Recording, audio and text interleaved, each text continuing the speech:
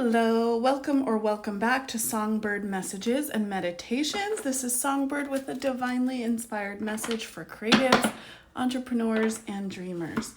Just FYI, the messages will not always align perfectly with the exact meaning of the cards because the cards are simply a tool to help guide the conversation and extract the message that Spirit has for you today for the highest good of the collective and for everyone you touch. Sometimes the photo or the combination of the cards inspires a message that you wouldn't inherently expect from what you're seeing. So please only take what resonates for you at this time. Thank you in advance for vibing with me and for sharing your enthusiastic likes and comments and subscribes. And if there is a companion meditation for this message, it'll be linked in the description box below, as well as a link to get a personalized message for your specific circumstances. Now let's go ahead and dive into the conversation for today. Spirit, what is it that we're talking about today? What do you have for us today? What is it that you would like to communicate? Ooh, confusion. Okay. So you see how in the picture there's this girl and she looks like she's kind of holding herself, and then there's this cloud of confusion around her. Or you know what I'm hearing? It's like she's in a state of confusion, and this is Spirit hugging her, reminding her that her confusion is because she's not looking to Spirit. It's because she's too busy relying on herself. Ooh, okay. Let's see where this goes. What else do we need to know today, Spirit? Gratitude. How is your gratitude? Look at this woman who appears to be pregnant, and just the connection, the heart that they share, the love that is clearly shared. So maybe the access and the key to getting out of a state of confusion is to jump into a state of gratitude for what is already working that you love. Are you feeling into abundance right now? Because it came out in reverse, I'm going to say that what's happening is the lack of abundance and the lack of movement toward abundance is what makes you feel like you're in confusion, but it's a lie. Spirit is right there with you, guiding you toward your abundance. But because you're focused on the here and now, you're not seeing the path. You're not seeing all the things that you have to be grateful for. And what I'm hearing is have gratitude for what you want. Have gratitude for what you're manifesting as if it's already here. We've got discovery. It came out like this. I'm actually going to leave it just like that.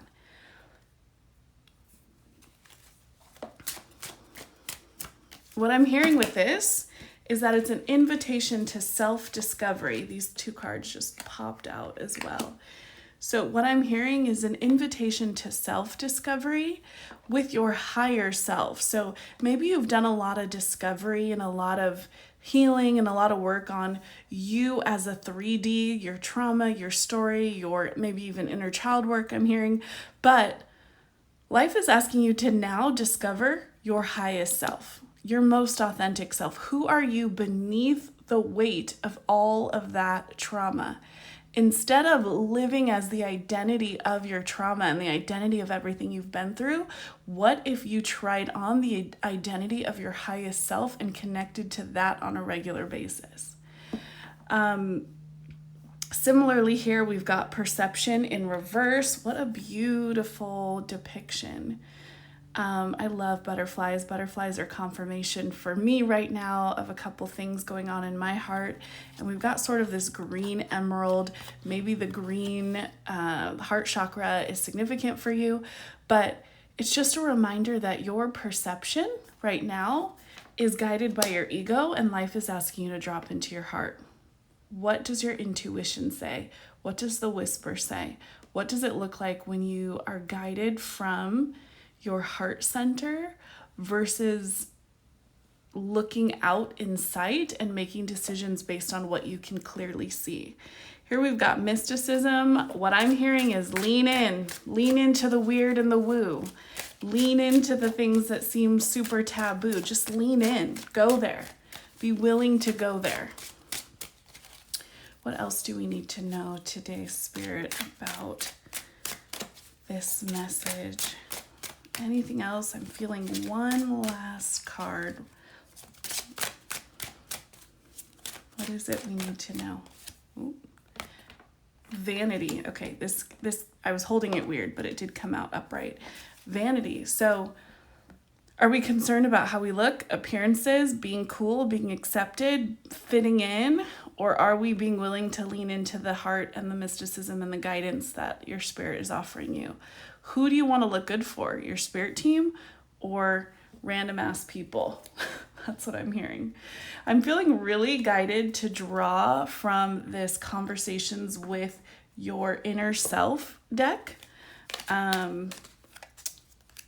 This card just randomly popped out. So let's see what that says. What parts of yourself do you feel you have to hide from your family? Ooh, maybe that's what's related here. Is there's issues going on in your family or lack of family support, or maybe you're getting some negative feedback or some caution from your family that life is asking you to dig deep into your own soul and make the decision from your highest self versus trying to do what looks good and is approved by other people.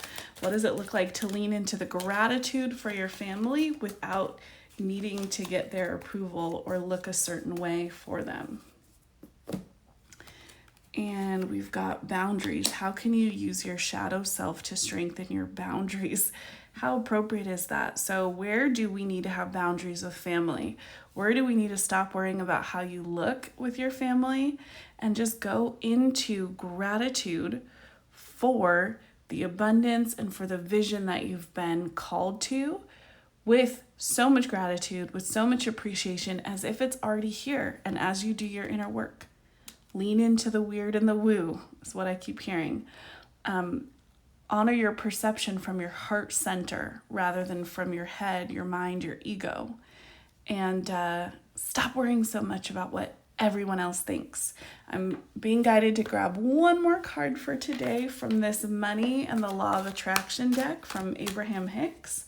It's one of my favorites to go to when I am thinking about money and finances and abundance. And so, all right, we've got shortages of time or money are perceptual. Ooh. If you're feeling a shortage of time or money, your best effort would be to focus upon better feeling thoughts and do more things that make you feel good. Your time is a perceptual thing, and even though the clock is ticking the same for everyone, your alignment affects your perception. Look, we've got perception here, as well as the results you allow. As you observe the enormous differences in the effort that people apply and the results they achieve, you have to conclude that there is more to the equation of achieving than action alone. Ooh, okay. What a beautiful reminder to lean into the inner work, lean into the trust and the faith that your abundance is on the other side of continuing to do the things you've been called to do. In faith and trust and knowing that you are on the right path. I'm going to go ahead and leave that right there. If there's a companion meditation, click in the description below to just meditate and ground this message into your body, into your subconscious, into your awareness. Take it with you.